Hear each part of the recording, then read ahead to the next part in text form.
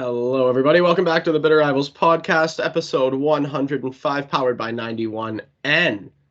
I am your host, Avery Roush. This is co-host Gitano Gallo, and we have hockey to talk about. Beautiful, wonderful regular season hockey to talk about. Preseason is over, and it's so good to be back, isn't it, Gitano? Just the best feeling. And I know you weren't a fan of preseason hockey, and I'm a little bit more of a fan of it, but it's just so nice to have actual meaningful hockey on right now. Oh, yeah. Well, and it's easier for you to be a fan of it because the regular, you're probably not going to, the Montreal Canadiens probably are not going to make the playoffs. They might, but they probably are not. And so regular season or preseason is where you get to see kind of what's exciting about your organization right now, which is younger prospects, right? That's the beauty of the preseason for a team that's not at the top of the league, right? Even middle of the pack teams get to see that. They get to see the future. Whereas with the Leafs, it doesn't really matter at all. That's why I'm not a huge fan of the preseason. But anyway, let's not talk about it anymore because it's over. Let's talk about the regular season. Let's get right into it. Leafs Habs opening night in Toronto. Season opener for both teams. And we watched this one together, and boy, was it a roller coaster of emotions both ways. I don't understand how the NHL sees a game like that and says we only want that twice more this year. Yeah. Why are we not playing 6 or 7 times? That is a fair point. And I think that actually what it is that they want everybody to have a game against everybody in the league. They want every team to play every team. And in an 82-game structure, it's hard to do that and also have an abundance of rivalry games or interdivisional games. That's what it, because we used to play more divisional games, right? But they wanted us to play at least a game against every Western Conference team. And I think it's actually 2. Is it not every team plays one game in each team's home arena, or is it like that yet? I'm pretty sure the schedule is set up like the Premier League one is basically you play every team home and away once. So I'm pretty sure the NHL schedule is the same, and then it adds those extra games in. In divisional. Yeah, divisional and conference, I believe, is what it is. Yeah. Anyway, they don't want to be traveling to California 6 times a year. You know what I mean? Exactly.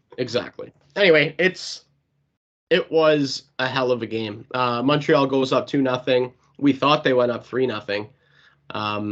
As you can imagine, Gitano was a little overzealous after that. But come back in full effect. They come back. I believe they made it 3-2, and then we went down 5-3. Then Matthews scored 2 to tie it and complete the hat trick, by the way. Foreshadowing.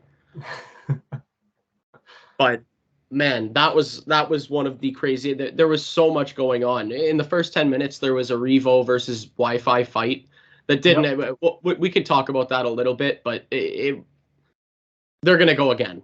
Let's put it that way. Oh my god. And so I saw this on Chicklets, and I didn't realize it. And it was one of those things that didn't click in my head, but Lucic is back in the Atlantic too. Oh yeah. There are legitimate heavyweight contenders in the Atlantic, and I am so looking forward to seeing all of the fights. I want to see Reeves and Lucic. I want to see young Jack-Eye and Lucic. We've already seen Jack-Eye and Reeves once. I'm sure we will see it again. Oh, Reeves already said, when he was asked about that fight, he said, yeah, we play them 2 more times. Yeah. So they're going again. They're absolutely going again. And Reeves has 2 fights in 2 games. He fought Marcus Foligno last night, after absolutely destroying, I think it was Freddie Gaudreau. He absolutely, clean hit, shoulder right to chest, rattled the guy's entire cage. What a hit. And then him on first view, I didn't like the hit. Man, I watched the slow-mo, I was oh, that's totally fine. He completely destroyed him, shoulder to chest, center of the ice, and Gaudreau's head was absolutely in another time zone. Gone. Oh, it was awesome. We have not been treated to hits like that in Leafs Nation for a long time. And it's probably since Darcy Tucker. Well, the last guy who was supposed to be a player like that, like, honestly, was Dion Phaneuf. So, like, it's been a while, man. Like, it's been a while. Yeah. But wow, was that nice to see, and to see two fights in 2 games, and like both fights were results of a hit that he made. You didn't like the hit against Montreal. I'm of the belief that the player turned at the last second. I forget who it was, but there's not much that Reeves can do in that scenario. No, but my thinking is if it's flipped around and that's Arbor Jackeye throwing that hit on Matthews or Marner, you don't like it either, right? Like, and no, but I also recognize that they turned at the last second, and that it's not on the guy making that. Like, that's their fault. Yeah, and like I said when we were watching the game, like, it's not like I was asking for Reeves to be tossed for the hit, but it was 2 for hitting from behind or boarding because he was on the numbers. Like, it's a minor penalty. Well, he was shoulder to shoulder until the guy turned. Actually, like I said, should have been a minor. I'm not gonna like throw the toys out of the pram here over a minor penalty that didn't get called. Like, we just don't need to have that argument again. I think it should have been a minor. It wasn't a minor. Whatever. You know, Jackeye obviously didn't like it, stepped up and dealt with it. And now we wait for, I think it's March 9th for the rematch. Yeah, like, that's just absurd. Yeah. And like this is what I mean when I say, like, how are we only playing you guys twice more? Like, I love opening night against you guys, and I love ending the season against you guys. I think that's a great tradition. They should keep doing that. Yes. But, like, to have only 1 game between there and it's in fucking March is just embarrassing for the league. It truly is. Yeah, like, Reeves wants to fight Jackeye tomorrow. Jackeye wants to fight Reeves tomorrow, not in March, right? Like, I think we can understand where the issue is there with one of the greatest rivalries in all of sports. Yeah, and like, not even just the league. Like, this is like an 82 game season. It happens 3 times. Yeah, that's absurd, and they have to fix it, and they will. And like, I understand asking for 7 games against you guys is a bit much. I understand that, but like, how are we at least not playing like twice at home, twice away against you guys? That's completely fair. That's not unreasonable to ask for, like I said, one of the greatest rivalries in sports. Anyway, so let's get back to the actual game. Yeah. So Matthews scores the 2 to tie it, to complete the hat trick in opening night, which was incredible enough, right? And it goes to a shootout, and the only one to score is Mitch Marner, who made a pretty nice move and scored. Yeah. Leafs win in a shootout. What was the final? 6-5? I believe it was 6-5. So, heck of a game. But let's talk about Saturday night to last night now, Hockey Night in Canada. The reason that this podcast is recorded on Sunday mornings is so that we can catch things like what happened last night. And what happened last night is Auston Matthews scored another hat trick to have 6 goals in 6 periods on the season. My guy is on pace for 246 goals on the year through 2 games. I don't know what else to say. He's all right. I don't know what else. I think I said it all last week when we were doing our awards predictions. I think there was a little bit of foreshadowing of what I thought of Auston Matthews' season, and I thought he was going to be back with a vengeance. I thought he was going to come back with MVP prowess, and that's exactly what he's showing us through 2 games. And they are not he is scoring some beauties, man, some absolute beauties. And it's just, I will say the tying goal against Montreal was absolutely nasty. Oh yeah, the reach around there. Did you see the one he scored last night? The third one for the hat trick? I did not know. I was busy watching Connor Bedard make his Hockey Night Canada debut against Montreal. Fair enough. So that goal, he basically takes the puck in motion and all in one motion behind the net. He receives the pass and cuts hard, like, from behind the net to the center of the ice, and like right in front of the net, and just absolutely. I've got the clip up right now. Drives just he's so back. He's so back. He's so back, and it's one of the most refreshing things to see, especially just like after he just committed to an extra 5 years after this year to being a Toronto Maple Leaf. That deal is starting to look fantastic through 2 games here. And he's the highest paid player in the NHL. So what does that tell you? My guy is back with a vengeance. He's coming for the MVP this year. He's scored 40 goals last year, and he might win comeback player of the year.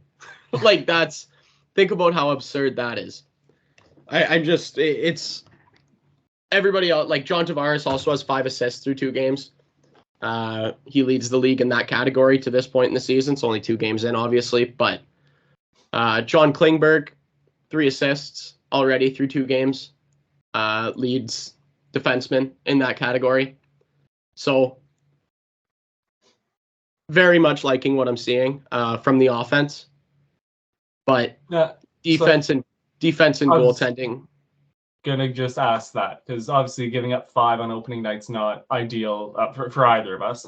And then you gave up another 4 last night to Minnesota. Was that a straight goaltending issue or team defense issue? Or well, the defense does not look very strong defensively, but that's not something that, like, if they look like that 10 games from now, then I'll be a little bit worried if they're still looking like that. I think especially with the new pieces in there, like Klingberg and Liljegren having an elevated role.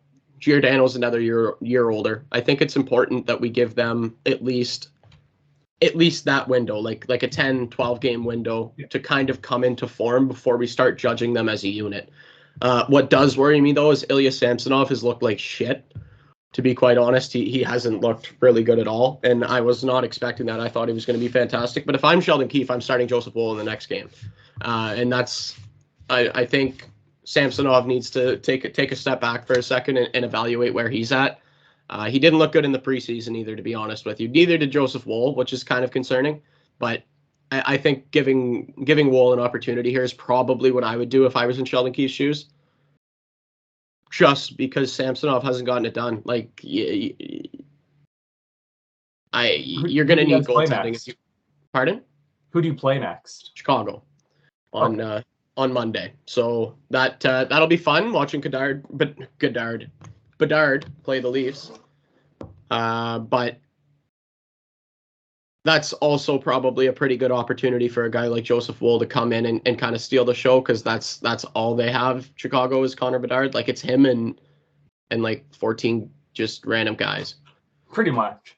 Yeah, or like, what is it, 16 other guys? I don't even know what makes up a roster. 19, because there's the goaltender. No, 20. So 19 other guys. Yeah, 19 guys. Taylor Hall's out, so like it's literally. Yeah. It's quite literally him and a bunch of randoms. Yeah. But that's actually a nice segue because the Habs played them last night. Sam Montembeault got his first start of the season, looked pretty good. Wasn't overly busy, which was nice to see. Montreal's defense, again, not up against a great offense, looked all right. Bedard managed, I think, only 4 or 5 shots on net. Was kept pretty quiet. He is struggling in the faceoff circle, the Wave. He is that's going to be a huge issue for him. I know he got blanked by Crosby, I think, on opening night, or he only maybe won 1 or 2. And then I don't know his final numbers, but with about 7-8 minutes left in the third, he was still over last night. But other than that, like, he's got a little of something to him. I feel like that's stating the obvious, but like, he's not outside of the faceoff dot. He's not really looked out of place yet, which is slightly worrying. Yeah, well, I don't think he was ever going to look out of place. TSN already has him in the top 50 players in the league, dude. He hasn't, but they had him there before he ever played a game, and that's quite a compliment for a kid who's never stepped foot into the NHL. And through 3 games, he's got 2 points, and he's one of the league leaders in shots on net. If you watch the kid play, he just creates, man. He is so good at creating shot attempts, at creating opportunities for his teammates. Like, on the power play, he looks he's so scary. He's so scary. Not only not out of place, he looks like he's been doing this for 10, 15 years, right? Like, just the way he carries himself, the way he carries the puck, the way he he sees the ice is incredible for a kid his age, and he's only going to get better. So you're right. You should be worried because he's going to be one of the best in the world. It was wild watching their power play because it's him, Seth Jones, Corey Perry, I think Nick Foligno, and I forget who the fifth guy was. And that's like, those are some serious veterans, and he was running the show. That's what I mean. They run the whole thing through him. Yeah, like it was so sick to watch. Obviously, just the one secondary assist last night, thankfully. But like, yeah, he's gonna be a pain in the ass. I'm really glad he's not in our division. Yeah, that's fair. I'm glad he's in completely different conference. Actually, it's fantastic. So, it's Austin Matthews is obviously the story of the week here. Yeah, for me, the 6 goals through 2 games, and the way that he's scoring and the way that he looks out there should be just as scary as Bedard looks right now, because he looks like he might never go a game without scoring a goal again right now, is what Austin Matthews is kind of looking like. And like, so I pulled up his third one for the Minnesota game, and like, to me, and now I didn't watch like every single game of them last year, but I don't think he scores that goal last year. I don't think he makes that power drive to the net last year. Or if he did, he's putting it right into a pad, because he did do that a lot last year, but he always he never seemed to be able to find the back of the net when he did something like that, which is why he was able to put 60 up the year before and 50 the year before, like, because he was making those moves. But I think that, like, that's a hand injury. That's exactly what was holding him back last year, is not being able to create that much leverage when he cuts to the net like that. And that's why he only had 40. Down year for the guy. Like, lowest year, right? So it's encouraging to watch. John Tavares, I have to say, he looked slow to start against Montreal, but he's skating well. Last night against Minnesota, that's I've said it on the show 100 times, is that he's just never been a good skater. He'll never be a good skater, but I think he's really turned a corner, and that's I read, I forget I can't credit exactly who it was, but I read that he has hired a new skating coach, and he said that he's made significant strides in terms of foot speed, and I see the difference through the first couple of games, and it's showing with his point total. He's got 5 points through 2 games. I think that's fantastic for the captain. A lot of people doubting him going into this year, thinking that he's gonna decline, even though he was almost a point a game player last year. But good for the captain. That's what I have to say there. All right. Do you have anything else to talk Toronto, or do you want to move to the rest of the league for right now? No, I got I want to touch on some of the new guys, if that's okay. Absolutely. Max Domi's been okay, not the best, but okay. Tyler Bertuzzi's been fantastic. I love Tyler Bertuzzi on this team, on that line with Matthews and Marner's. He's got 1 goal. I don't know how many assists he's racked up. I haven't checked, but he looks good out there. He looks really, really good out there. He scored a goal last night on the power play, I believe. Second unit power play. But he just adds that level of chaos. That's exactly what it is. It's chaos. Like, did we ever figure out, like, the Hab that he just dropped in the middle of that? It must have been Matheson, because we only have a couple of guys with single digit like numbers, and like he would have been like the only one that could have been him. Was he number 8? Yeah, he is number 8. Then so it was him for been. sure. Yeah, it had to, because it was a number anyway. Like, Bertuzzi's just a freak, and I love him.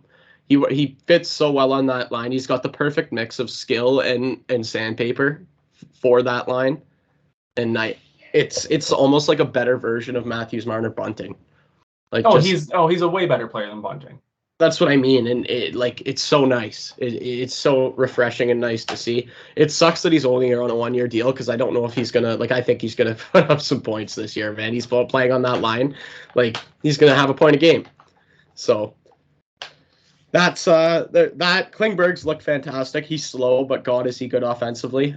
Puts a lot of pucks on net, which is not something that we've seen since, like, Brian McCabe and Thomas Caberlet back in the day. So that's been really nice. We already talked a lot about Reeves. He's been that guy. He's done exactly what he's come to get, like came here to do. And Sheldon Keefe even mentioned that he's surprised with how good he's been defensively as well, which I think is interesting because I don't see it. But okay.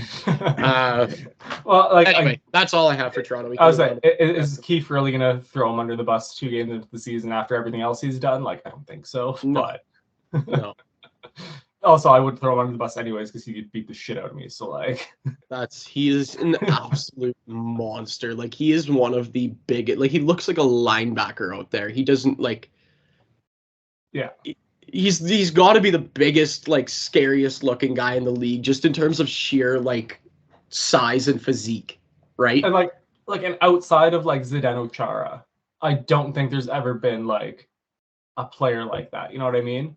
Yeah.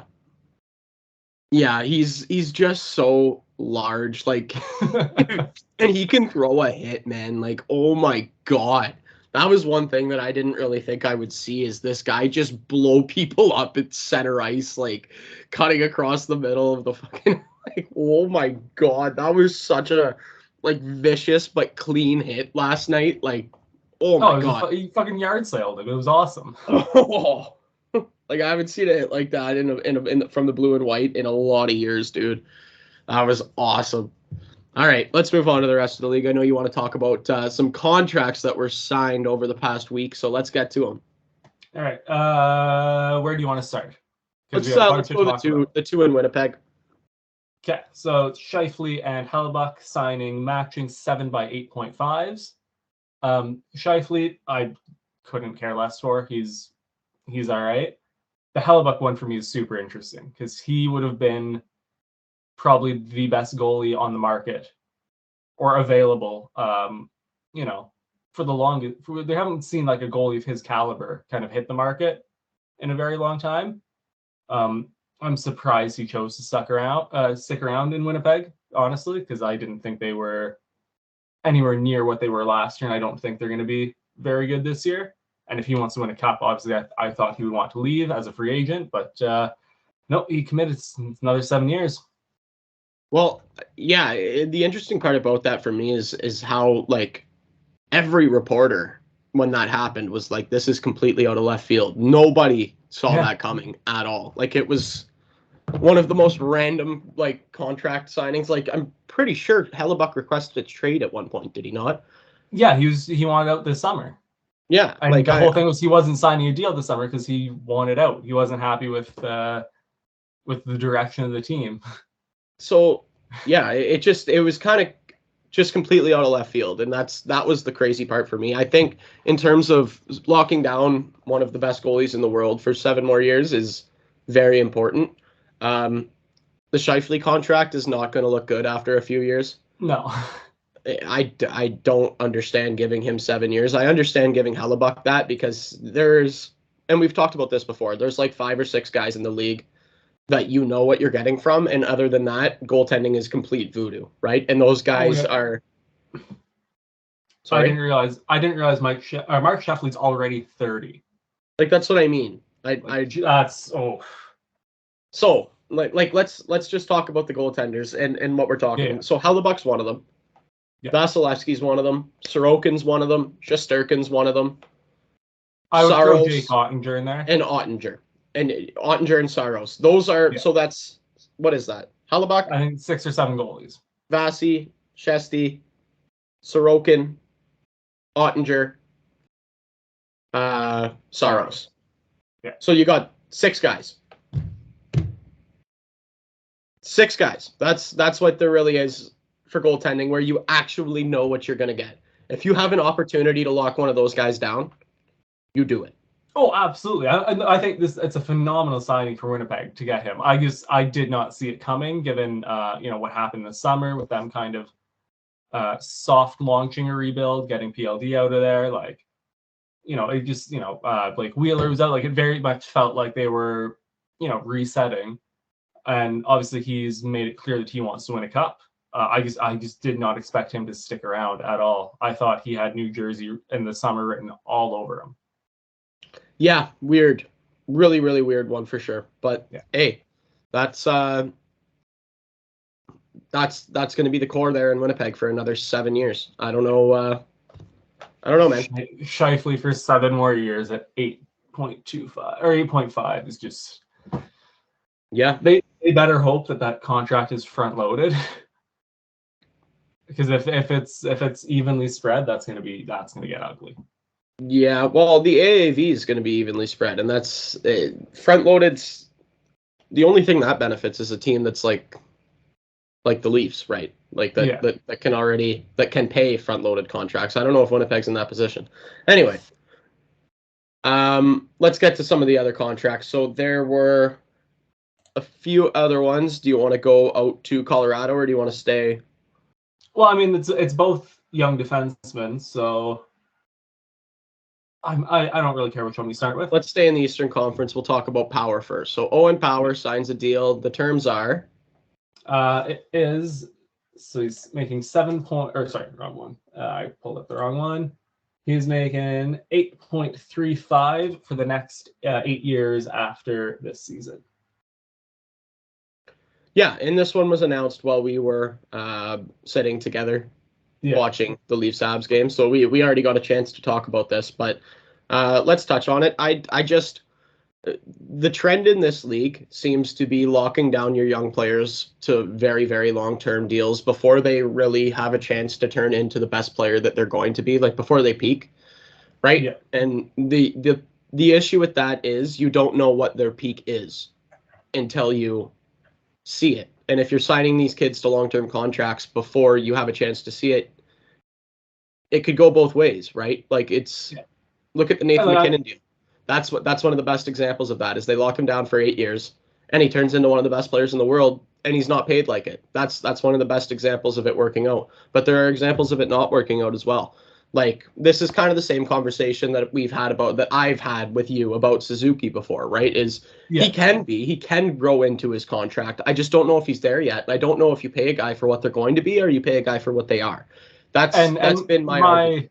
And my defense for that, and I'm going to use it here as well, is like when Suzuki signed that deal, he had 2 full seasons under his belt. So it was 164 games and had kind of, and plus a playoff run to the Cup final where he was really, really good as well. And kind of like he had earned that in that sense. Caulfield, again, had the phenomenal playoff run, a shit kind of start to that season under Deschamps, but really has been one of the best players under Marty St. Louis, and unfortunately just had that shoulder injury last year that took him out before he signed his extension. Owen Powers played 89 games. And like he has not shown me anything in that 89 games that says, yes, lock him down for 8 years at 8 point whatever. Like I would understand it more if, if we got to like the back end of the season, he had a really good year, and then you want to lock him down, absolutely. Like that would be fine.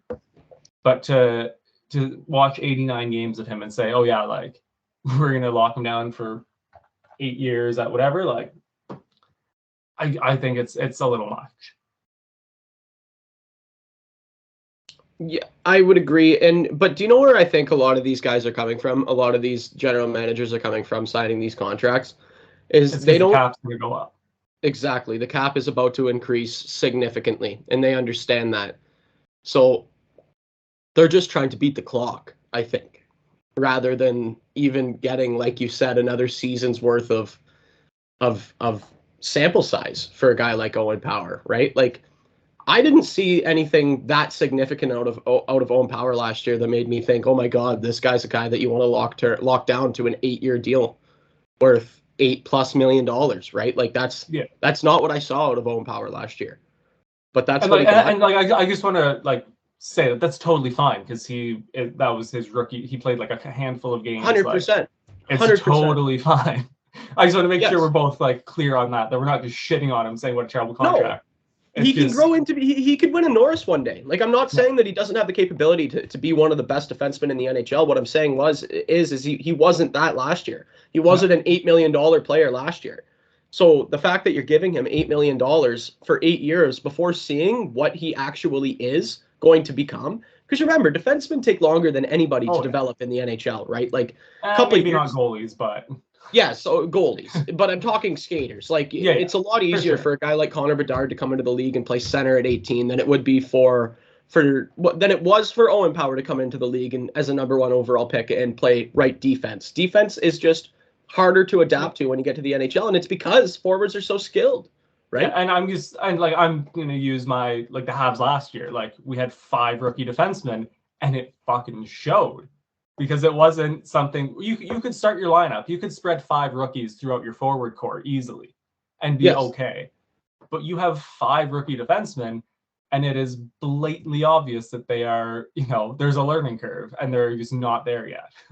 Exactly. And like I said, he might be worth, like, he might show us this year that he's worth 12 million.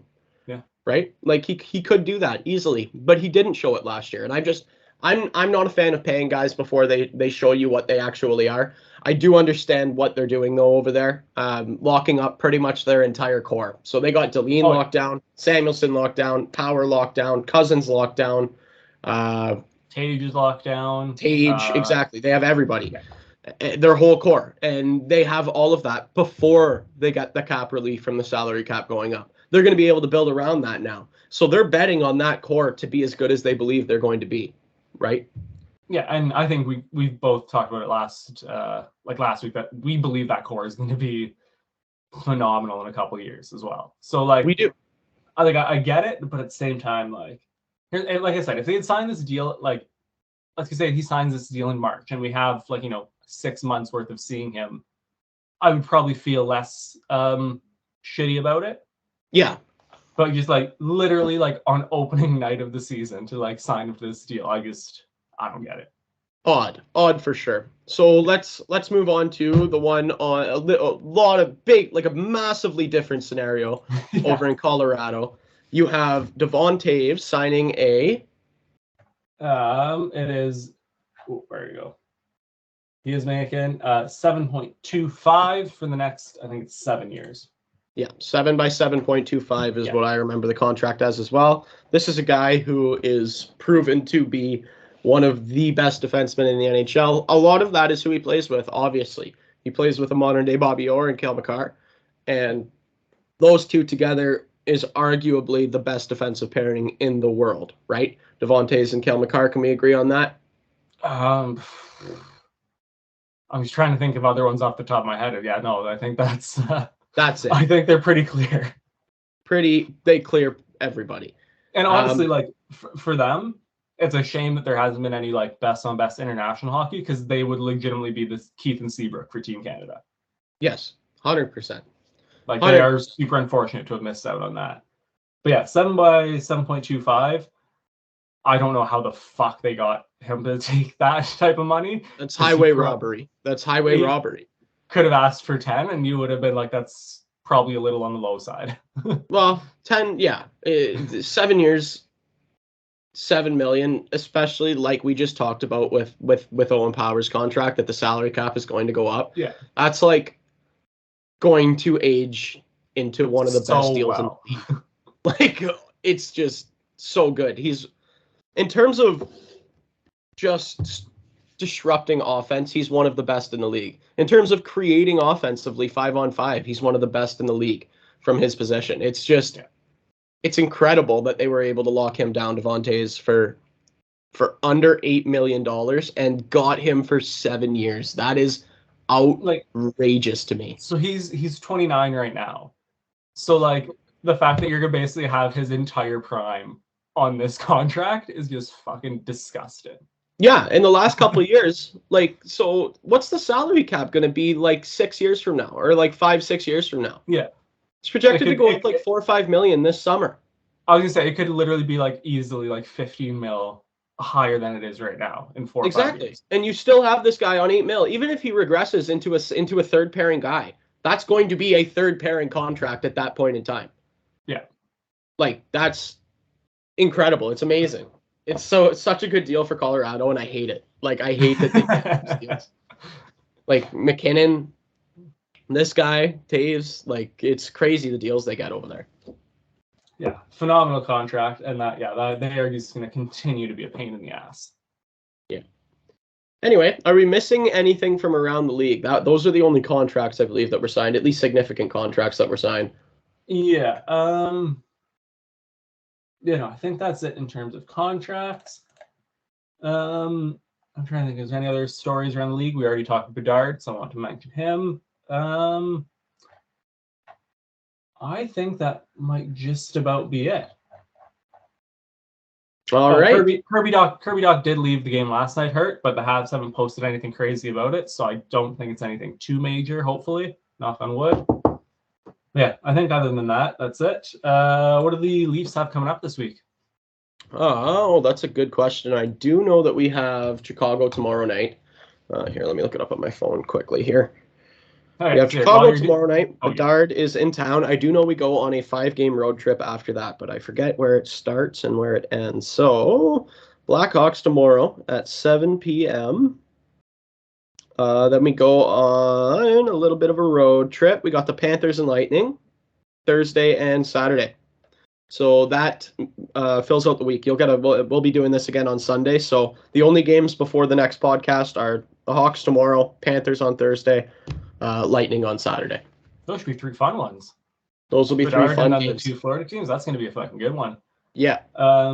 So the Habs have Minnesota visiting on Tuesday, and then the Capitals in town on Saturday. And that's all we've got before the next episode is out.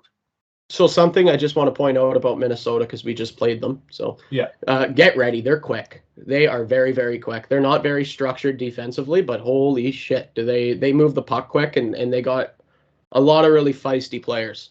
That's what they have. And that should be fun, because that's what I want the Habs to be, and that's what they're kind of building towards, is that really fast, quick north-south team. So I'm hoping that should be a hell of an entertaining game. And just like one last thought on Montreal, because like the one thing I've seen so far in 2 games is like we're gonna be, as long as we stay healthy, we're gonna be fun this year. We might not be good, but we're gonna be fucking fun, and I'm really, really looking forward to that. There you go. That's the right outlook to have when you're a bottom feeder. Anyway. Thank you, everybody, for listening to this episode of the Bitter Rivals podcast. It has been fun to talk about all of the wonderful happenings of the first week of the regular season. Thanks for listening. Thank you to 91N for powering this episode, and we will talk to you next Sunday for episode 106.